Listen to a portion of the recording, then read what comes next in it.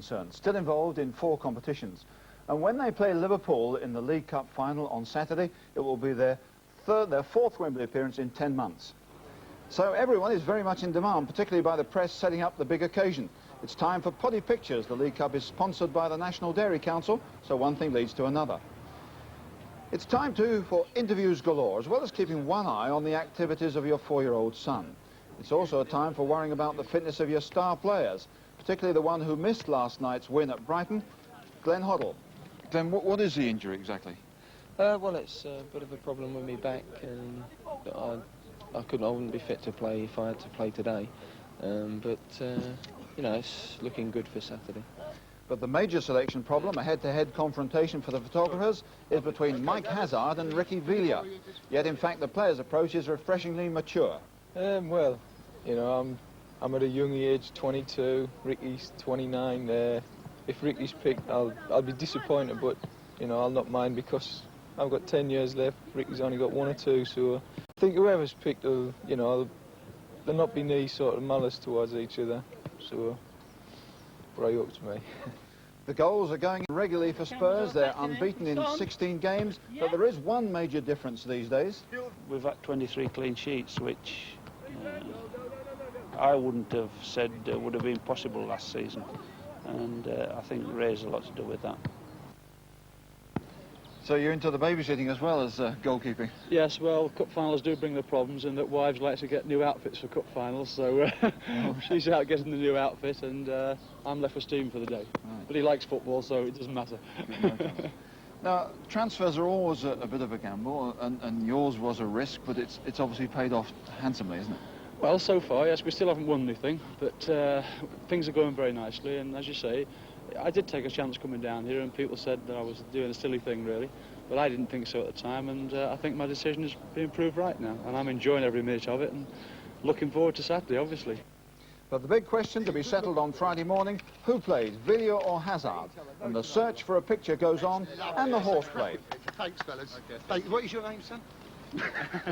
In Spurs and Liverpool at Wembley, which you can see on Sunday afternoon.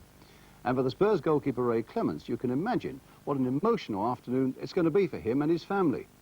We almost lost count of the number of times he used to come to Wembley as a Liverpool player. Now he plays against them at a time when he and his family still have strong Merseyside connections. Alan Taylor has the story of one of the game's great goalkeepers. Now Stapleton just took too long, trying to set the sights. Robson, brilliant save from Clemence.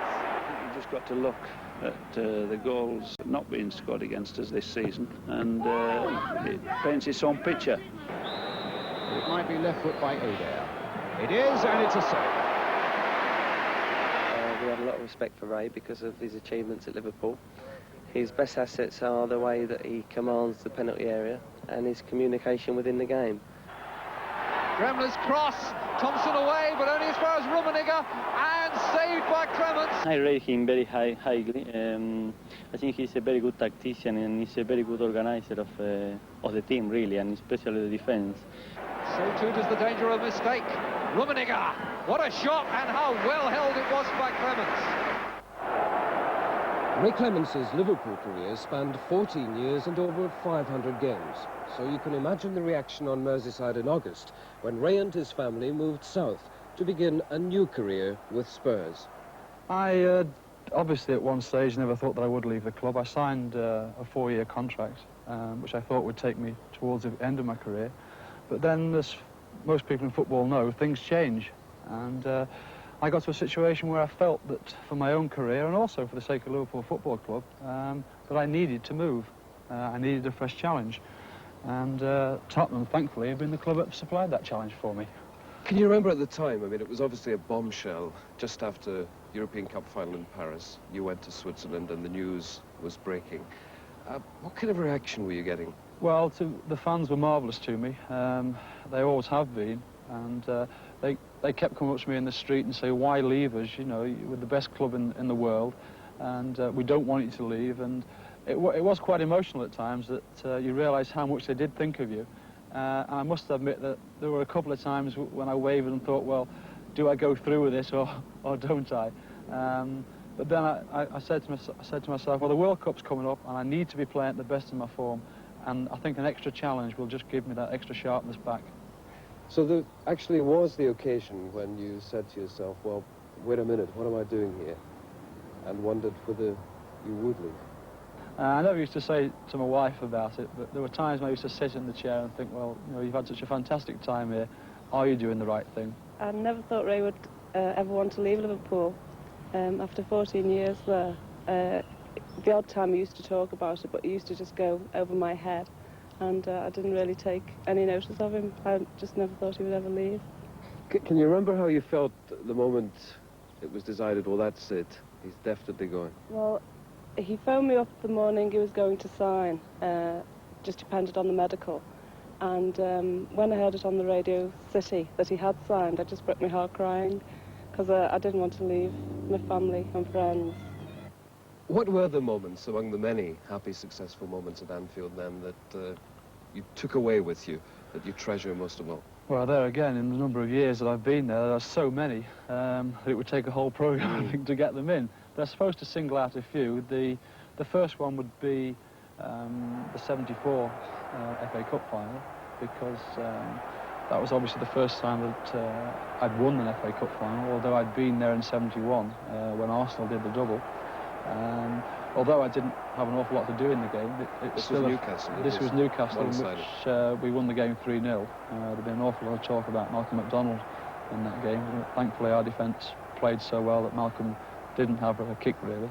And we finished up at 3-0, and a very comfortable win for us, I think, in the end. The greatest moment of my life, and the greatest night of my life, was obviously going to Rome in the European Cup final, the first time Liverpool had been to a European Cup final. And of course winning against Borussia Mönchengladbach 3-1, an outstanding performance by the team, and I was lucky enough on the night to make a couple of important saves. Another really proud moment for you, obviously, in your career. I mean, you actually captained England itself. I mean, that obviously was a peak for you. Yeah, somebody told me that I was the first goalkeeper to captain England since, I think, Frank Swift, I think, something like that, which is a good number of years ago. And obviously it's got to be the highlight of anybody's career. To walk out at Wembley in front of an England team and realise that you're the one that's been picked to captain your country in front of every other professional footballer, and to go out there when the national anthems are being played and to introduce the players to the dignitaries that are there, and also to go out against Brazil. You know, it's schoolboy annual stuff, isn't it? So obviously, I mean, that was a proud moment. We never had a kick in that game. And of course, even the most accomplished, acclaimed goalkeeper has the bad, forgettable moments as well as the good ones. I mean, what are the games and the moments you would rather forget, put it that way? Well, from a playing point of view, I suppose everybody will remember, I think it was 1976, England versus Scotland at Hampden. And the fellow I'm going to have to face on Saturday, Kenny Dalglish, kindly stuck the ball through my legs. And I couldn't have picked a worse place to have done it, at Hampden Park in front of fanatical Scottish fans, live on the television. And if ever I'd wanted the ground to open up and be swallowed, that was the day for it. You've rightly been credited with the enormous change in the Tottenham defence, but initially it was so different for you. It was very, very difficult, wasn't it? Probably in that month I thought, well, I asked for a challenge and I've got maybe more of a challenge than I asked for. But seriously, I never regretted it, and you know, obviously the way things are going now, it proves a point. Now, Saturday at 3 o'clock, even before 3 o'clock, as the build-up goes on, it's going to be so different for you. It must surely be a very emotional occasion, apart from anything else. I don't really know what my feelings are going to be. I don't think it's really going to hit me until I walk out of that dressing room door and I see the rest of the lads in the red shirt walking out the opposite dressing room door. And there we are face to face, and well, what my feelings are going to be then, I really don't know, but it is going to be something I've never experienced before, that's a certainty. Saturday, well, I mean, it's going to be a big day for you as well, isn't it? Yes. It'll be a very strange feeling watching Ray play for Tottenham. Obviously, I'm still friendly with quite a few of the Liverpool players and their wives, but obviously on the day, I'll be supporting Ray and Tottenham.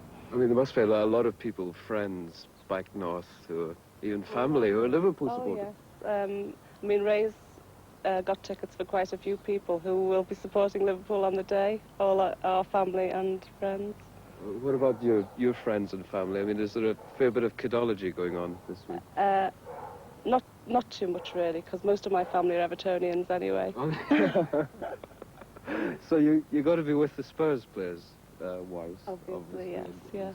But I've arranged to see a couple of the Liverpool players' wives before the game, so I'll have a word with them as well. What do you think you'll say to them?